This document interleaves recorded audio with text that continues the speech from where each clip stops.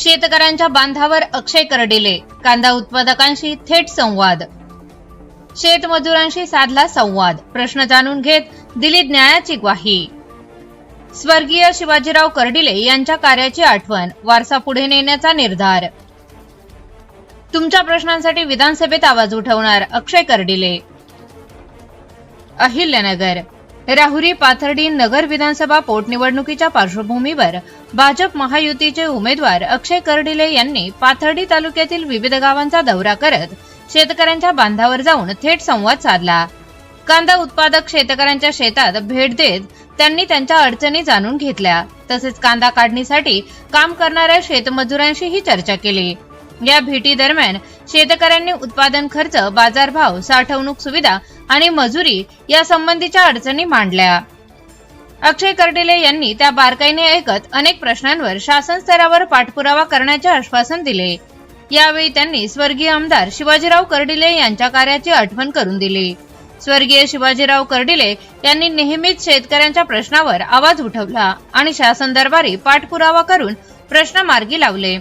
दूध उत्पादकांसाठी जिल्हा बँकेच्या माध्यमातून विविध योजना राबवून त्यांनी शेतकऱ्यांना आधार दिला, असेही ते म्हणाले. पुढे बोलताना अक्षय करडिले म्हणाले की शेतकऱ्यांची अडचण प्रत्यक्ष पाहूनच समजते, त्यामुळे मी बांधावर येऊन तुमच्याशी संवाद साधत आहे. तुमच्या प्रश्नासाठी विधानसभेत ठामपणे आवाज उठवून न्याय मिळवून देण्याचा प्रयत्न करणार आहे. शेतमजुरांशी संवाद साधताना त्यांनी त्यांच्या कामाच्या अटी, मजुरी आणि रोजगाराच्या संधी याबाबतही माहिती घेतली. ग्रामीण भागातील कामगारांच्या प्रश्नांनाही प्राधान्य देण्याची भूमिका त्यांनी स्पष्ट केली. या भेटीमुळे शेतकरी व शेतमजुरांमध्ये समाधानाचे वातावरण निर्माण झाले असून उमेदवार थेट बांधावर येऊन संवाद साधत असल्यामुळे सकारात्मक प्रतिसाद मिळत असल्याचे चित्र दिसून आले.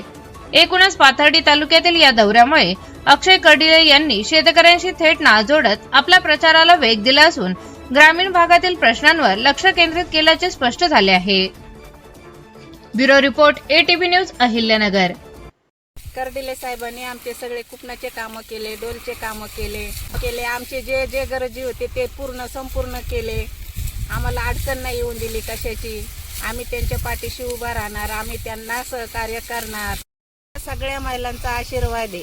आमदार ते 100% होणार म्हणजे होणार. साहेबांपेक्षा ते जास्त आमचे काम करणार. आम्हाला काही अडचण येऊन देणार नाहीत. अक्षय दादाला 100% निवडून देणार.